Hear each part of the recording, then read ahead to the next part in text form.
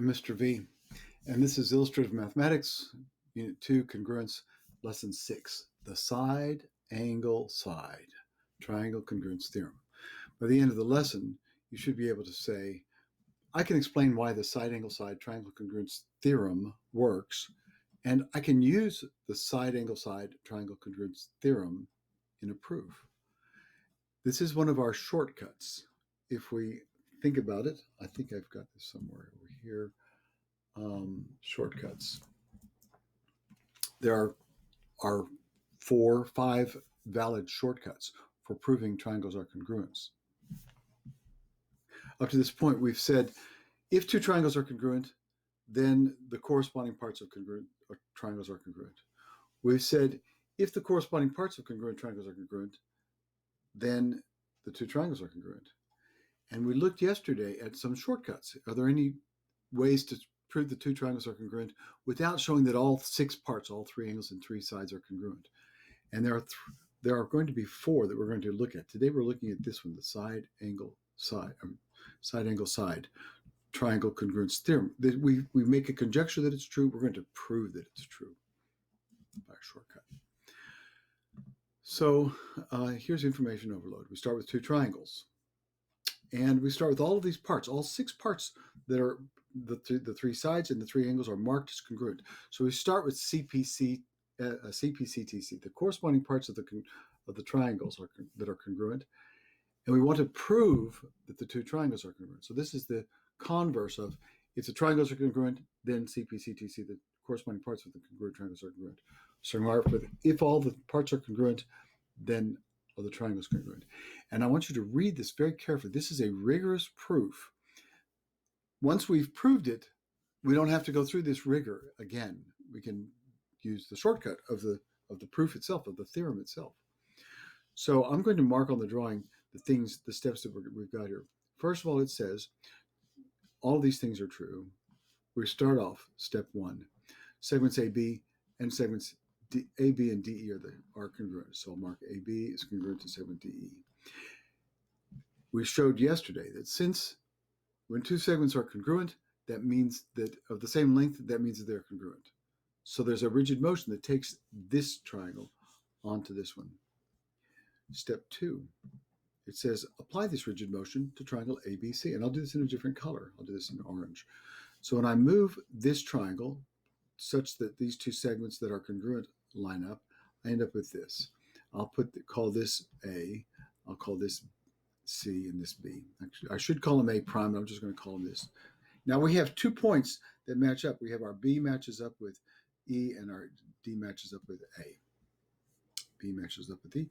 At this point, we know these 2 points. All I need to do is get that 3rd point, C, to match up with F. And the rest of this proof deals with getting C over to F. But I'm doing it step by step. So the next step, we cannot be sure that C coincides with F yet.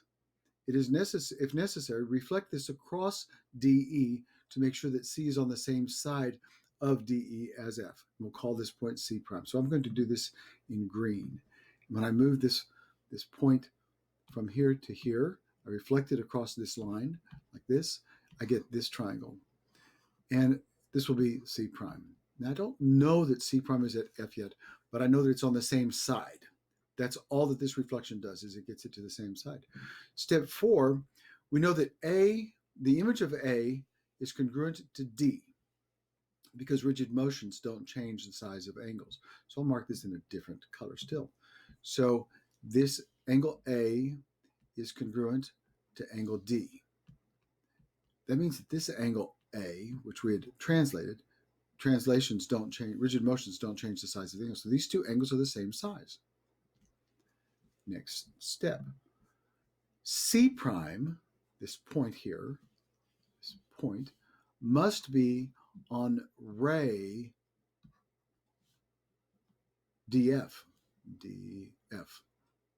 Since both C prime and F are on the same side of DE, that's from step 3, and they make the same angle at D. Since they make the same angle, we know that it's on the same ray. That's all that tells us, is it's on the same ray. Next step. Segment DC prime is the image of AC, and rigid motions preserve distances, so they must be the same length. I'll do this in a different color. Here we have CA, which is the same as this one, and I'll do this with 2 ticks because this is 2 ticks. And it says that this must be the same length. Why? Because when we did a rigid motion transformation, they have to have the same length. And at this point, we also know that AC has the same length as DF.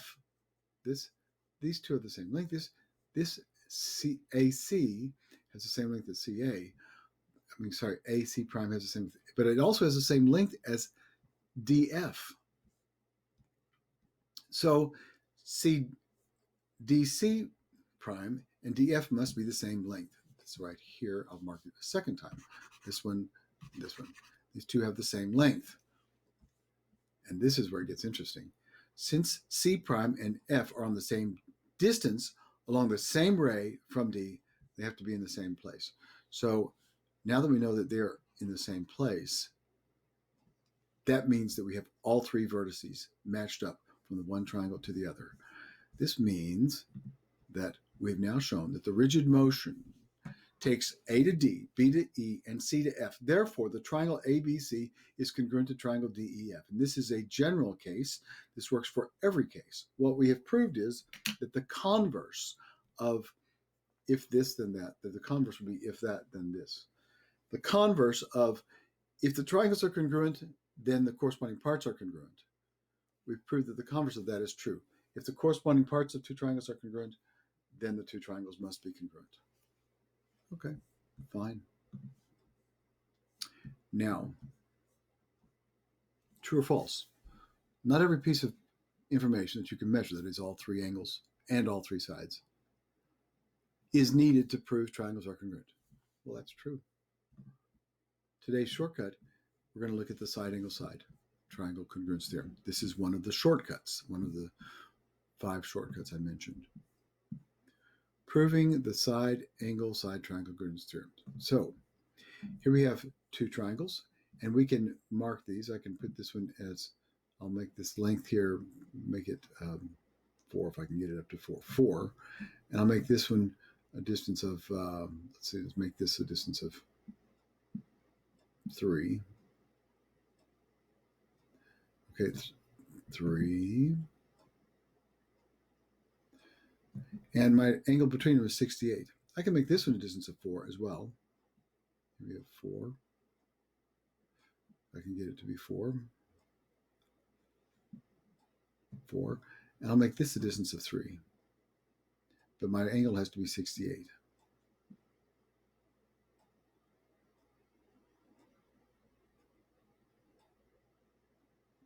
Okay, 3.01, close enough. And all I'm given are the 2 sides and the included angle. The included angle is the angle between the 2 sides. They both have 68, one side that's 4, one side that's 3. Write a sequence of transform motions, rigid motions that take the one triangle onto the other. And I will do this as a demonstration. Let's see. I will do this as a demonstration. We'll transform. I'm going to define the transformation. The transformation is going to be translation from L to P. And when I translate this triangle and apply that, there it gets to where we're going to be. And I'm going to change the color of this so that you can see if this is green. Now I want to rotate this triangle. I need to rotate it by an angle. How much do I'm going to rotate? I'm going to rotate it by this angle R, P, and this would be N prime. So I need to know how much that is on this particular applet. Normally I could be able to name it. So there's my angle. It's 40 degrees.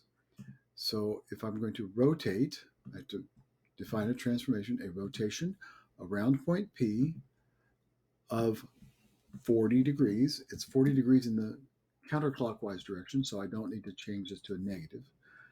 And what is it I'm going to rotate? I'm going to select this triangle here. And I'll also push my shift key, not shift key, the control key.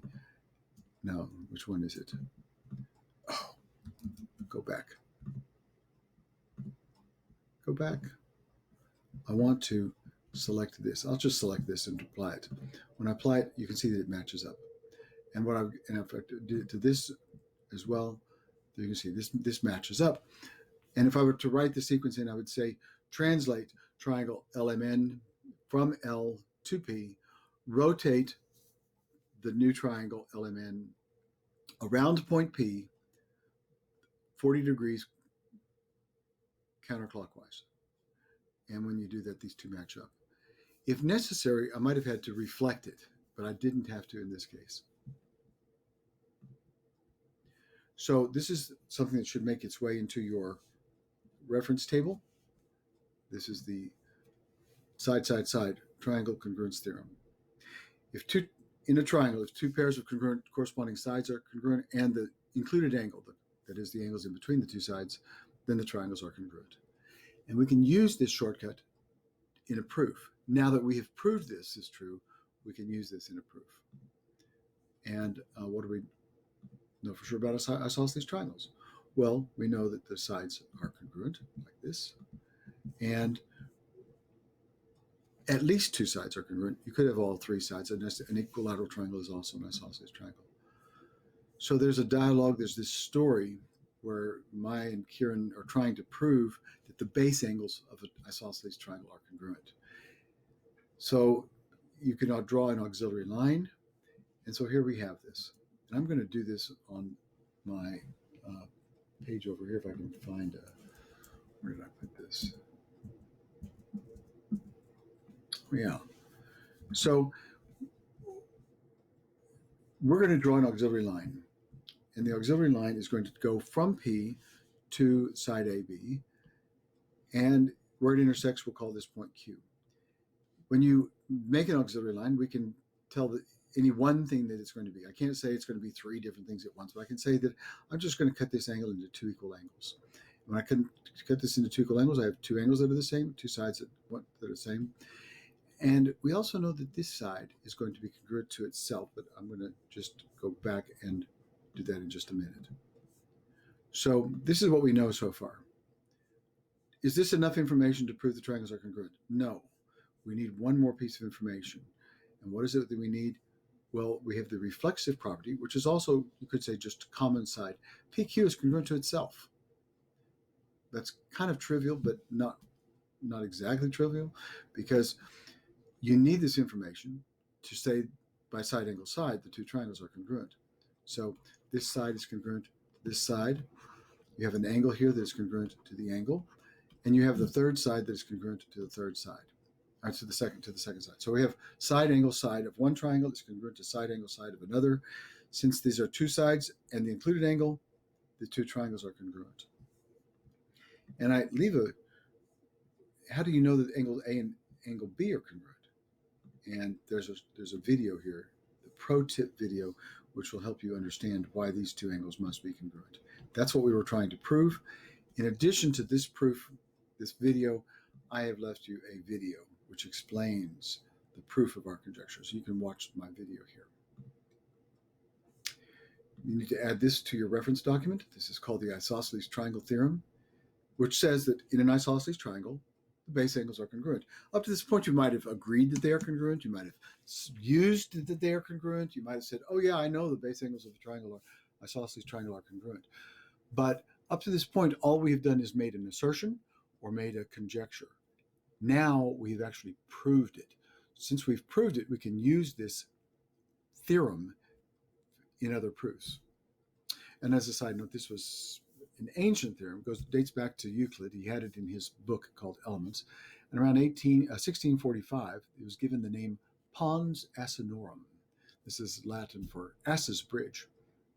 It's called this because in the text of Euclid's Elements, circulating at the time, there was a picture that resembled a bridge that an ass or a donkey might cross. It also has a double meaning.